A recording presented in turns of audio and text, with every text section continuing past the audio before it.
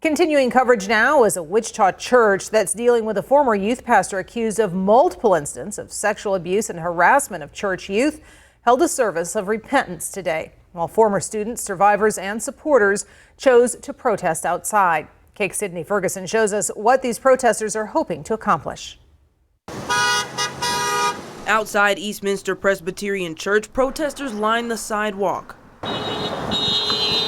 taking a stand against the church's handling of abuse allegations against former youth director Bodie Weiss. The civil suits need to rain down. There were people who knew about this since before he was hired. Crimes were committed.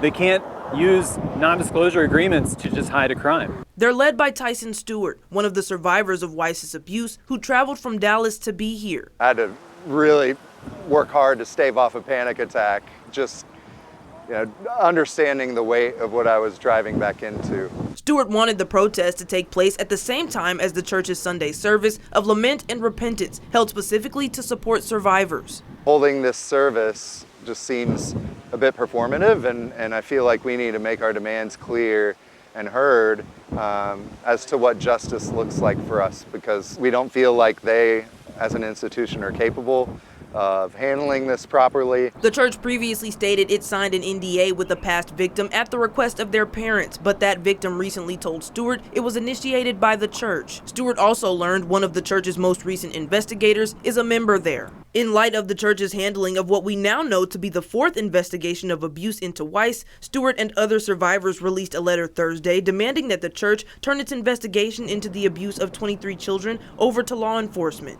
Now they're expanding on that list of demands. Stewart says he and other survivors want the church to void the NDA from 2008 and provide proof publicly, support laws that would end the statute of limitations and require clergy to become mandatory reporters in the state of Kansas, and change its bylaws to prevent child abuse moving forward. By meeting these demands, Eastminster will be on its way to accomplishing what it says it wants to. It will finally do what is right, not just by all of us victims, but also their current congregation. And we really look forward to that day. In Wichita, Sydney Ferguson, KAKE News on your side. Well, KAKE News has repeatedly reached out to the church for comment, but church leadership has declined. Tonight, police were on hand to make sure only church members and survivors could attend the special service.